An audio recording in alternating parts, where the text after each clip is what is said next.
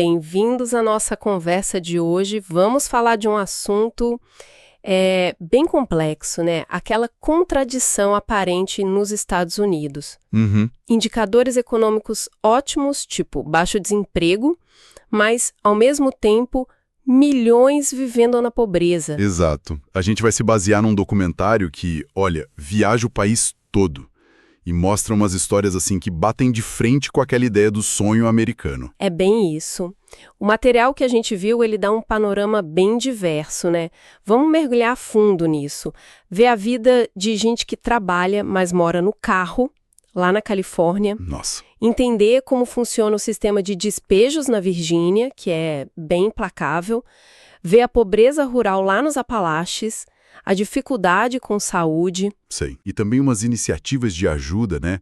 Em Los Angeles, no Texas. A ideia é sacar não só a vida de cada um, mas o que está por trás, sabe? As questões do sistema mesmo que o documentário levanta. Perfeito. Então vamos começar pela Califórnia, que a gente sabe tem um custo de vida altíssimo. Exato. O documentário foca em San Diego. E aí tem a Maria, 54 anos, cuidadora, faxineira, e o Eric, 53, que era engenheiro de computação. E a situação deles é muito simbólica, né? Os dois trabalham, mas não têm casa. Vivem dentro dos próprios carros. É chocante pensar nisso. E parece que é algo cada vez mais comum por lá, segundo a fonte. A gente vê a rotina da Maria na van, tipo, arrumando a cama dela todo dia, Uhum. a preocupação em manter tudo limpo, organizado, porque senão, como ela vai trabalhar, né? Ela fala até da dor nas costas, dependendo de como ela estaciona o carro. Complicado. E manter a aparência fundamental para o trabalho dela, imagino. Totalmente. E o caso do Eric, nossa, a queda parece ainda maior, né? O cara era engenheiro, tinha um salário que a fonte diz que era tipo uns $7.500 por mês. Uma vida estável, né? Sim. E agora ele depende de doação de pizza, que ele até divide com outras pessoas ali no estacionamento, como a Laurela, que é motorista de Uber, 55 anos, também na mesma situação. Mas como eles chegaram a isso? O que aconteceu? São histórias diferentes, mas que mostram como a gente está vulnerável, né? A Maria, ela conta que foi um divórcio, assim, de repente, o ex-marido basicamente deixou ela sem nada Nossa. e com o salário dela hoje, uns $1.600 mais ou menos, na Califórnia, impossível pagar aluguel. Sem chance.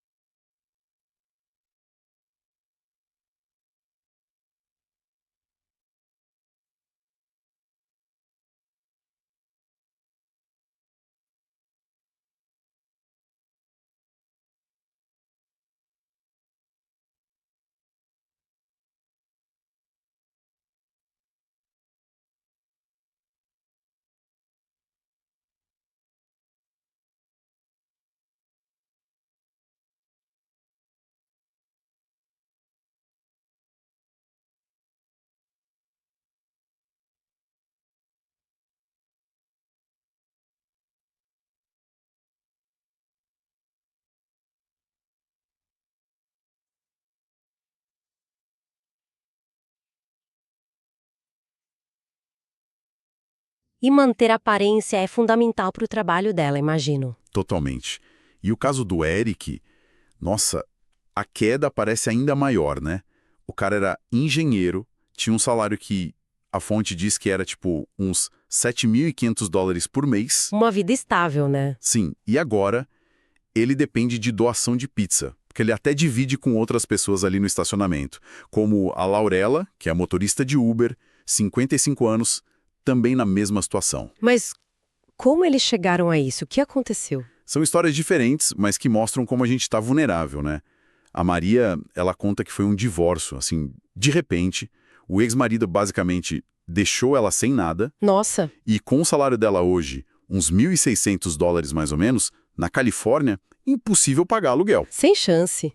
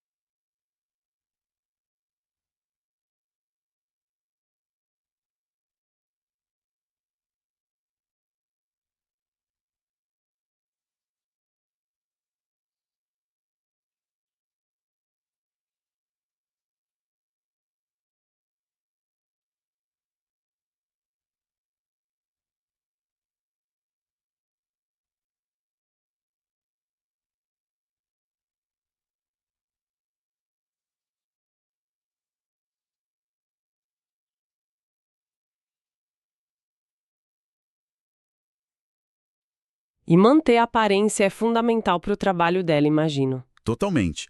E o caso do Eric, nossa, a queda parece ainda maior, né? O cara era engenheiro, tinha um salário que a fonte diz que era tipo uns $7.500 por mês. Uma vida estável, né? Sim. E agora ele depende de doação de pizza, que ele até divide com outras pessoas ali no estacionamento, como a Laurela, que é a motorista de Uber, 55 anos, também na mesma situação. Mas como eles chegaram a isso? O que aconteceu? São histórias diferentes, mas que mostram como a gente está vulnerável, né?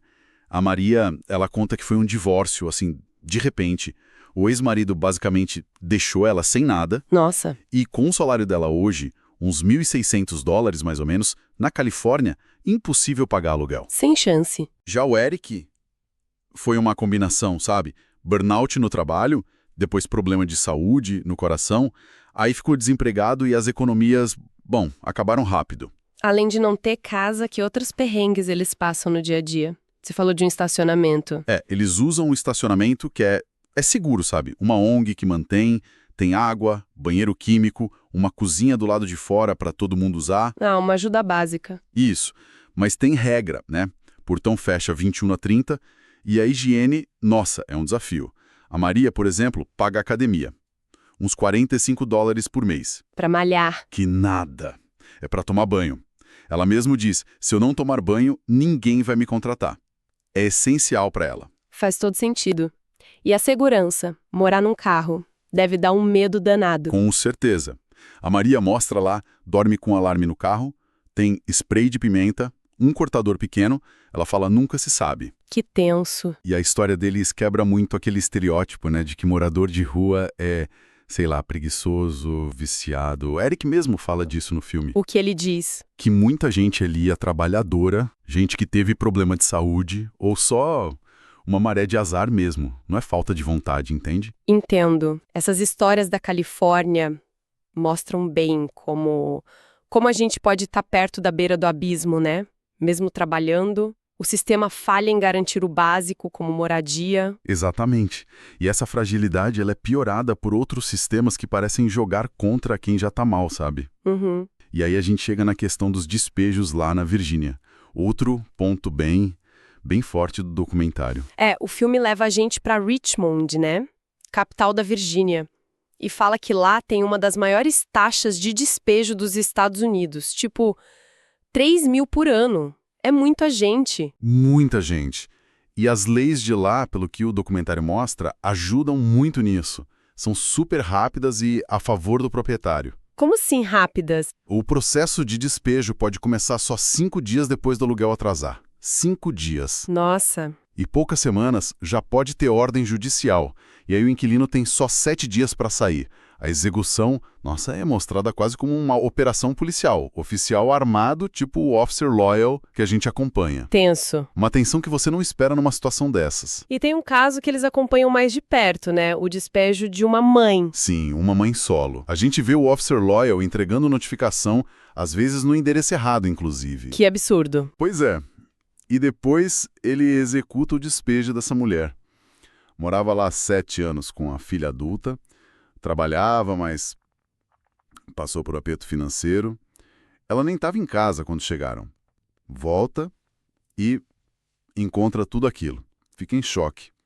A cena é bem pesada. E aí, o que acontece com ela? Tem alguma ajuda, negociação? Nada. Nenhuma negociação ali na hora. Ela tem que tirar as coisas dela até o dia seguinte. Se não tirar, lixo. E ainda podem cobrar dela por isso. Meu Deus. O oficial pergunta, assim, meio burocrático, onde a senhora vai dormir? E ela responde algo tipo, posso ir para um hotel se precisar, mas dá para ver que ela não tem plano nenhum. E isso acontece todo dia? Segundo a fonte, umas 10 vezes por dia. Só em Richmond. É um fluxo constante. Parece uma situação sem saída mesmo. E o documentário ainda mostra que isso não acaba ali, né? Tem consequências depois. Com certeza. Aí a gente conhece o David, um jardineiro, 38 anos. Foi despejado e agora está há 2 anos morando com a nova companheira num quarto de motel. Minúsculo, 10 metros quadrados. Motel? E quanto custa isso? Caro, uns $1.400 por mês. Para morar num lugar super apertado. Os filhos dele visitam nos fins de semana. Naquele espaço, o despejo deixa uma marca, sabe? Quase permanente. Uma marca? Como assim? Tem um advogado no filme Martin Wakebraid, especialista nisso. Ele mostra como o registro de despejo é público. Qualquer proprietário pode ver online. Sério? Sério! Ele dá um exemplo de uma mulher, Mary Gillespie. Teve um despejo 10 anos atrás por uma dívida pequena, tipo $291. Até hoje, isso aparece. E ela é vista como inquilina de risco. Caramba, isso cria um ciclo vicioso horrível. A pessoa é despejada, fica marcada, aí não consegue alugar mais nada. E acaba onde? Em soluções precárias e caras como o motel do David. Exato. O Wakebraid usa uma imagem forte. Ele diz que esses inquilinos vivem sob a espada de Damocles. Qualquer coisinha, ficou doente, perdeu hora no trabalho, o carro quebrou, pode atrasar o aluguel. E aí vem o despejo e essa marca no histórico. Fica claro que o sistema dificulta muito a pessoa se reerguer. Essa questão das barreiras do próprio sistema é crucial. E essa luta para sobreviver muda de cara dependendo do lugar, né? O documentário vai para os Apalaches também, uma área rural. Sim, a gente sai da cidade e vai para essa região de montanha no leste dos Estados Unidos. Era lugar de mineração de carvão, né? Hoje tem muita pobreza, população mais branca e um dado político que a fonte traz da época, apoio massivo para o Donald Trump lá, tipo 80%. Interessante. E quais os desafios que aparecem ali? A fonte fala de insegurança alimentar, né? Fala, e mostra bem na prática. Tem um programa de verão com voluntários, Lucy e Stacy. Eles rodam com um food truck dando comida de graça para a criançada. Tipo a merenda escolar, mas nas férias? Exato. Chegam a servir 200 refeições por dia. Muita família depende disso. E também dos food stamps. Ah, os vales alimentação do governo. Isso, um programa antigo, lá dos anos 60. A gente vê uma família falando que no fim do mês, quando o vale acaba, eles pulam refeição mesmo. Que duro. E tem a história da Serênia, né? Que parece ser bem central ali. A Serênia tem 58 anos. Ex-fuzileira naval, hoje está doente. Vive com uma pensão de uns $750. Mora numa mobile home, aquelas casas pré-fabricadas, sabe? Sei. Móveis doados ou que ela mesma consertou.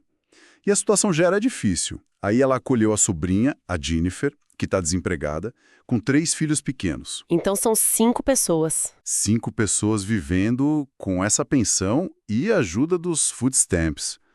Um orçamento, nossa, apertadíssimo. E quanto eles recebem de food stamps para 5? Uns $600 por mês.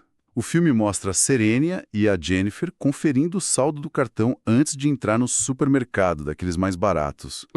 E o gerente da loja diz que metade dos clientes ali usa food stamp. Para complementar, a Serênia faz bico, né? Faxina, corta cabelo dos vizinhos, inclusive de um vizinho, o James, que é mineiro e apoia o Trump. E aí entra aquele paradoxo político que você mencionou. Exatamente. A gente vê o James justificando o apoio ao Trump. Fala que ele cumpre promessa, que coloca o país primeiro, que tem mais emprego, o desemprego caiu. Ele até diz que, teoricamente, toda pessoa nos Estados Unidos pode ter um emprego. É importante dizer, né? A gente está só contando o que ele disse lá no documentário. Claro. E qual o contraponto que a fonte traz? O documentário mostra que, apesar desse discurso otimista e do apoio político forte ali na região, a pobreza continua. A vida daquelas pessoas não melhorou tanto assim na prática. Entendi. E ainda menciona que, na época, o governo Trump queria cortar justamente os food stamps, que tanta gente ali dependia. Mostra um descompasso grande, né, entre a política lá em cima e a vida real aqui embaixo. E esse descompasso talvez fique ainda mais claro na questão da saúde, né? Que é outro ponto crítico nos Apalaches. Nossa, é uma das partes mais chocantes mesmo.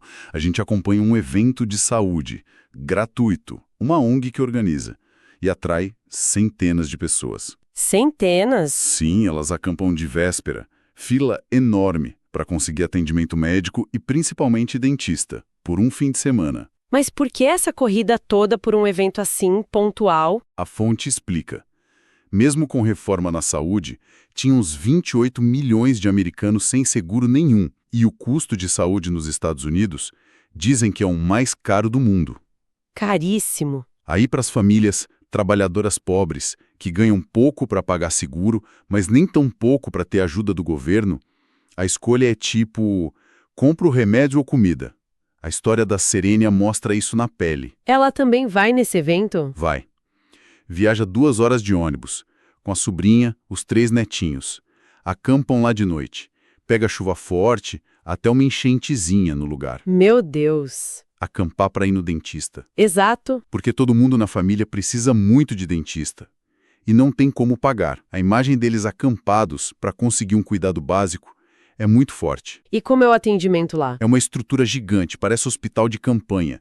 Centenas de voluntários, médico, enfermeiro, dentista, transformam um ginásio inteiro num consultório odontológico enorme. Uau! A emoção da Serênia quando consegue entrar, quando vê que vai ser ajudada, é visível. O atendimento é rápido, intenso. Um estudante de odonto fala que tirou 15 dentes só naquela manhã. 15? E o 16º dente que ele tira é da Serênia. E o mais incrível, lá mesmo, em menos de 2 horas, fazem uma prótese parcial para ela.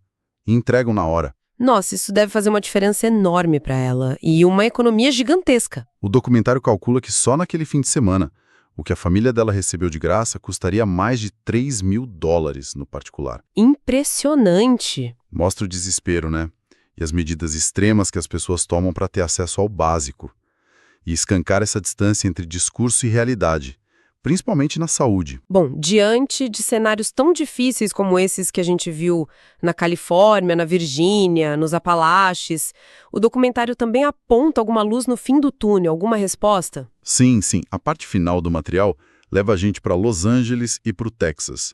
E mostra iniciativas bem diferentes, mas que tentam de alguma forma responder a essa crise da pobreza, da falta de moradia. Em Los Angeles, o foco é a crise dos sem-tetos, que você falou que aumentou muito, né? De 33 mil para 55 mil pessoas. Um contraste doido com Hollywood ali do lado. Total. E aí a gente conhece o Elvis, um cara de 38 anos, estilo punk, que largou emprego para ajudar quem está na rua. Ele fala que a situação em LA parece cenário de filme e critica a falta de lei para controlar aluguel, que sobe muito mais que salário. A resposta dele é bem mão na massa. O que ele faz exatamente? Ele constrói umas casinhas, pequenas, de madeira, uns 4 metros quadrados. Simples, mas seguras. Tem alarme, painel solar para dar energia, carregar celular. Que legal! E como ele financia isso? Com doação. Cada casinha custa uns $1.100. E ele põe um número na porta, tipo um endereço simbólico, sabe? Para devolver um pouco de dignidade. Ele fala muito sobre como é fácil desumanizar quem vive na rua e como um gesto pequeno pode ajudar a mudar isso. E a gente vê ele entregando uma casa dessas? Vê sim. Para Krista, uma moça de 32 anos, grávida de 3 meses, e o parceiro dela, André. Eles viviam num carrinho de supermercado na calçada.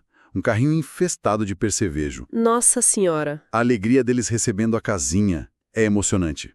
Só que a iniciativa do Elvis, por mais legal que seja, tem problema com a lei. Que tipo de problema? Não pode colocar essas casas na calçada em a lei. É ilegal. A gente vê uma vizinha chamando a polícia ameaçando destruir a casa. Que barra! Ele acaba tendo que achar um terreno particular para colocar a casinha. Mostra como é difícil até para quem está tentando ajudar de forma concreta, mesmo que seja uma solução paliativa, né? Interessante essa abordagem direta. E no Texas? A iniciativa é diferente, pelo que você disse. Totalmente diferente. Em Waco, no Texas, tem um programa chamado Sem Teto por 24 Horas. Existe há 25 anos, organizado pela Janet Durrow, que é esposa de pastor. E o que é esse programa? Pessoas de classe média, estudantes, pagam uma taxa, uns $65, para passar um dia e uma noite vivendo como sem teto. A ideia, segundo eles, é criar empatia. E como funciona essa simulação? Eles recebem roupas simples, têm que tentar achar comida sem pedir dinheiro ou mexer no lixo, porque isso seria ilegal lá na cidade, e dormem na rua. Quer dizer, num pátio cercado seguro. Um participante até brinca que é sem teto de luxo. Tá. E funciona? Consegue passar a realidade? A gente acompanha uma participante, a Marta, 53 anos. Ela logo sente o desconforto, o calorão de 40 graus, a frustração de não conseguir comida seguindo as regras. Imagino. E ela acaba desistindo antes do fim. Liga para o marido buscar. No final, ela reconhece que a simulação é superficial, claro, mas diz que deu a ela uma nova perspectiva sobre a dureza que é a vida real na rua. São duas formas bem diferentes de lidar com o problema, né? A ação direta do Elvis e essa busca por empatia no Texas.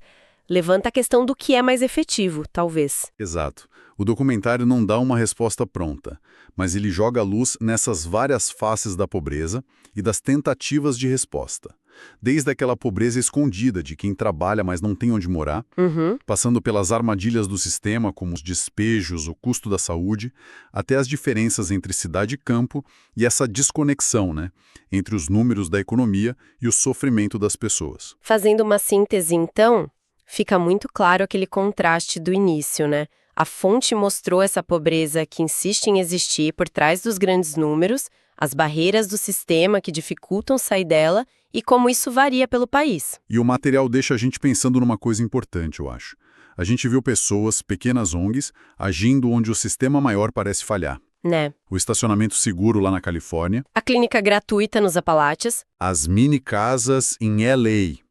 O que essa necessidade de ações pontuais, que são admiráveis, claro, mas não dão conta do todo, diz sobre o tamanho do problema? Boa pergunta. E até que ponto a gente pode depender só dessas ações isoladas, em vez de buscar mudanças maiores, estruturais, para combater a pobreza de verdade? Fica essa reflexão, né? Uma pergunta fundamental, sem dúvida, e que vale para muito além dos Estados Unidos. Bom, com essa provocação a gente encerra a nossa conversa de hoje.